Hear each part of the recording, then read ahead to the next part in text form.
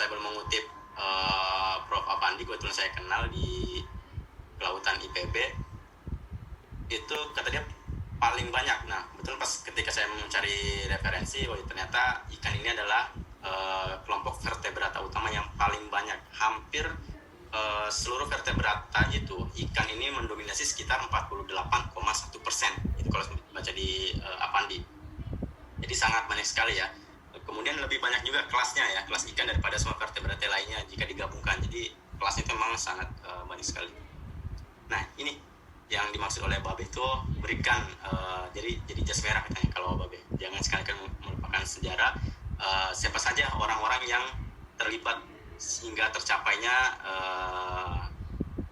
materi-materi atau klasifikasi tentang ichtyologi. Kemudian kita bisa berbicara tentang Pickerian dispersal dan diversity tentang ikan. Itu adalah ini orang-orang ini. Ada sekitar 7 orang yang berjasa terhadap dunia perikanan dari awal. Ini ada yang kenal? Pojok kanan paling bawah siapa tuh? Aristoteles. Ya, betul, Aristoteles. Nah, Aristoteles ini dia sebagai apa ya? Ichtyologis pertama ya, disebut ichtyologis pertama. Dia kelahiran 348 sampai 322 before Christmas atau sebelum Masehi. Nah, Aristoteles itu kalau kita berbicara tentang sejarah kebudayaan Islam, jadi ada satu ulama, satu ilmuwan namanya Ibn Rushd. Ada yang tahu ya Ibn Rushd ya? Kalau di Eropa mungkin Azmi nih, orang Eropa manggilnya Averroes, nggak kenal Ibn Rushd. Nah, Ibn Rushd itu lahir di Andalusia, kemudian dia di dinasti Muwahhidah, kalau nggak salah dinasti Muwahhidah. Tapi dinasti Muwahhidah ini dia berafiliasi atau patuh kepada dinasti Abbasiyah yang ada di Baghdad. Jadi Ibn Rushd ini adalah orang yang sangat, mungkin kalau bahasa sekarangnya ngefans terhadap pemikiran Aristoteles. Jadi setiap pemikiran Aristoteles yang dibukukan dia terjemahkan ke dalam berbagai bahasa Arab yang mudah dipahami waktu itu. Itu semua pemikirannya diterjemahkan ke dalam bahasa yang banyak orang bisa, seperti itu, oleh si Ibn Rushd. Nah, Ibn Rushd sangat menyukai tentang pemikiran Aristoteles. Makanya waktu zamannya Ibn Rushd berarti zaman kekhalifahan Abbasiyah, itu Aristoteles ini sampai dijuluki adalah ulama ula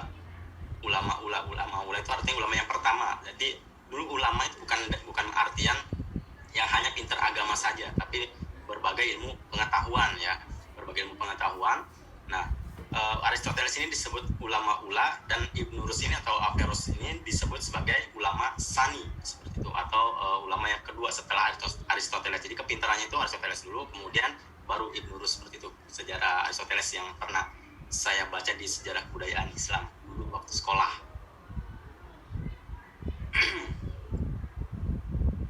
Kemudian si ini Aristoteles ini diakui atau pernah mengidentifikasi sekitar 117 spesies ikan yang diakui ya. Dia membedakannya mulai dari jenis-jenis ikan, berbagai jenis ikan, diantaranya mulai dari ikan hiu. Kemudian yang kedua adalah Peter Artedi. Jadi jangan hanya ini aja ya, namanya aja, jadi mukanya pun harus dilihat. Nah, kalau Peter Artedi ini seperti ini nih. Peter Artedi kayak orang Sukabumi ya, Watedi. Peter Artedi ini disebut juga father of ichtyology, bapak ikan, bapak ichtyologi. Dia ini yang pertama kali mengenalkan tentang sistem klasifikasi ikan ya, yang metode yang sering dilakukan itu dia menggunakan pengukuran dan penghitungan yang standar pada ikan ya. Nah, sampai sekarang tentang pengukuran, penghitungan dijadikan dasar acuan ya, metode dasar acuan untuk mengidentifikasi atau membuat taksonomi ikan. Mungkin kalau sekarang itu lebih ke meristik dan morfometriknya, seperti itu. Itu salah satu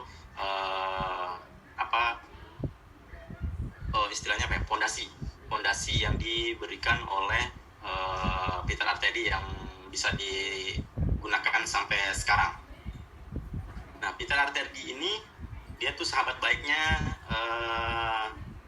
Carlos Linnaeus ya. Dia beda 2 tahun kalau nggak salah usianya, tuaan Watedi ini sedikit. Yang ketiga, siapa yang ketiga? Nah, Carlos Linnaeus ini nih yang sering banget digaung-gaungkan sebagai tentunya tentang sistematika.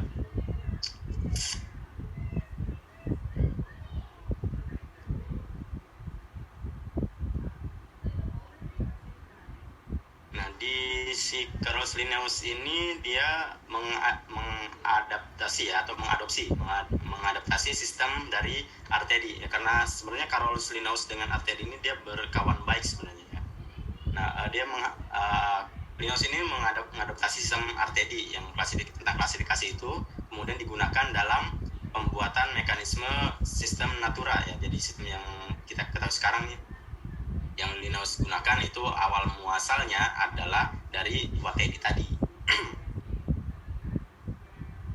Dan hampir digunakan kepada semua sistem klasifikasi di yang sekarang ya, sampai ke mungkin ke masa depan yang akan datang gitu. Nah, si Carlos Linnaeus ini terkenal arogan dan beberapa informasi mengatakan bahwa dibenarkan Linnaeus inilah sebagai otak di balik kematian Artedi. Jadi karena sistem klasifikasi Artedi itu yang bagus kemudian disempurnakan oleh Linnaeus, dia ingin bahwa sistematika yang dia gunakan itu adalah pure dia yang membuat atau menciptakannya gitu. Tidak ada bantuan orang lain, tapi fakta membuktikan bahwa ada beberapa dasar-dasar pemikiran Artedi yang digunakan seperti itu. Wallahu alam apakah itu benar Carlos Linnaeus ini adalah otak dari kematian Artedi atau bukan, wallahu alam. Selanjutnya Jos Cuvier. Nah, ini banyak sekali ya, hampir banyak ikan itu ID autornya dia nih, si Cuvier ini nih. dia berhasil mengklasifikasi hampir semua jenis ikan ya, hampir semua jenis ikan yang sudah dikenal. Kemudian banyak juga jenis-jenis ikan dengan autor ID-nya si Cuvier ini ya, banyak sekali.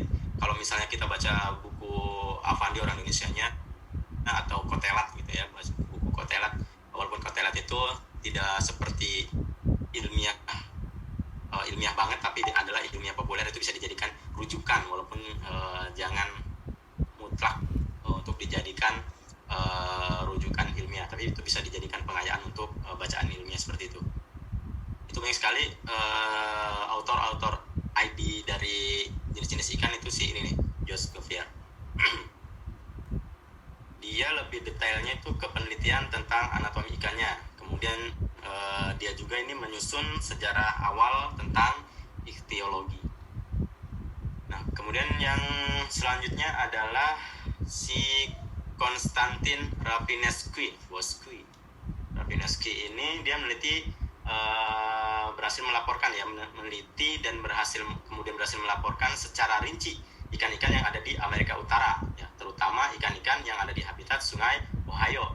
Nah, makanya dengan dia meneliti di sungai-sungai Ohio. Sungai Ohio itu ada beberapa anak sungai, itu diteliti oleh dia ikan-ikannya.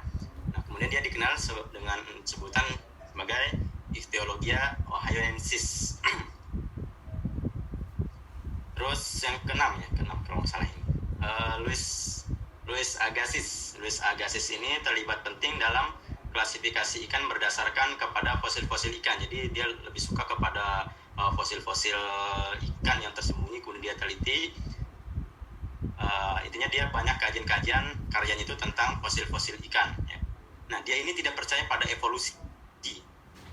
Dia percaya pada evolusi, mungkin dia ini termasuk pada generasi biogenesis ya, kalau penciptaan makhluk hidup. Nah, tapi uniknya pemikiran dia itu bisa dijadikan sebagai dasar untuk studi evolusi ikan ya, karena karya-karyanya itu tentang fosil-fosil ikan terdahulu, jadi bisa dijadikan sebagai kerangka acuan atau dasar teori untuk studi evolusi ikan. Selanjutnya ada Mueller, bukan Mueller-Munchen ini ya. Mueller ini merevisi sistem klasifikasi dari Agnesis ya. Dari si Agnesis itu klasifikasi yang sudah dibuat kemudian direvisi oleh Mueller. Dalam sistem klasifikasi atau tata nama itu hal wajar. Revisi semacam itu hal yang sangat wajar. Yang penting ketika merevisi itu buktinya sahih, buktinya valid ya, dan diakui oleh halayak ilmuwan seperti itu. Kalau si Agnesis Mueller ini dia memasukkan banyak kelompok utama, kelompok besar ikan ya, kelompok besar ikan mulai dari Chondrichthyes dan Osteichthyes itu. Selanjutnya ada Albert Günther. Albert Günther dia di Museum British. Disebut sebagai orang terakhir. Kenapa disebut orang terakhir? Saya juga paham. Dia disebut orang terakhir yang mencoba menggambarkan semua spesies ikan di dunia. Jadi semua spesies ikan di dunia ini pernah digambar oleh si ini Albert Günther ini. Ya. Itu orang yang orang kalau berbicara tentang teologi terus kemudian disebutkan Albert Günther, maka legasinya adalah Albert Günther itu dia menggambarkan hampir semua spesies yang ada di dunia, spesies ikan maksudnya, spesies yang ada di dunia. Kemudian ini adalah David Starr Jordan. Ini memiliki dua karya yang cukup fenomenal bagi dunia ichthyoologi ya. Yang fenomenal ini karyanya Fish of North and Middle America, Guide to Study of Fish atau ichthyoology text-nya nih. Manual book untuk ichthyoologi biasanya menggunakan ini. Kayak fenomenalnya.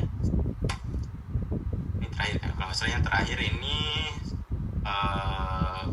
Carl Hooks ini dia juga berperan serta terhadap ini nih, dua artikel dari si Jordan.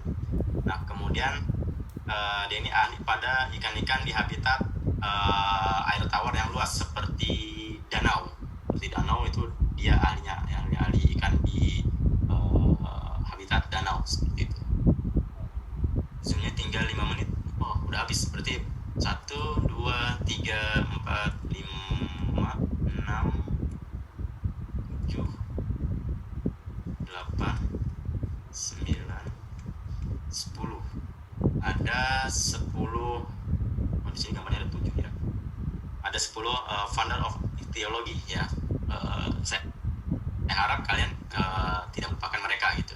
Kalau misalnya memang berbicara atau berniat untuk mempelajari tentang ikan-ikanan. Mungkin saja nanti di post-test atau di pretest akan saya tanyakan ini fotonya siapa, dia berkontribusi apa terhadap ichthyoologi seperti itu.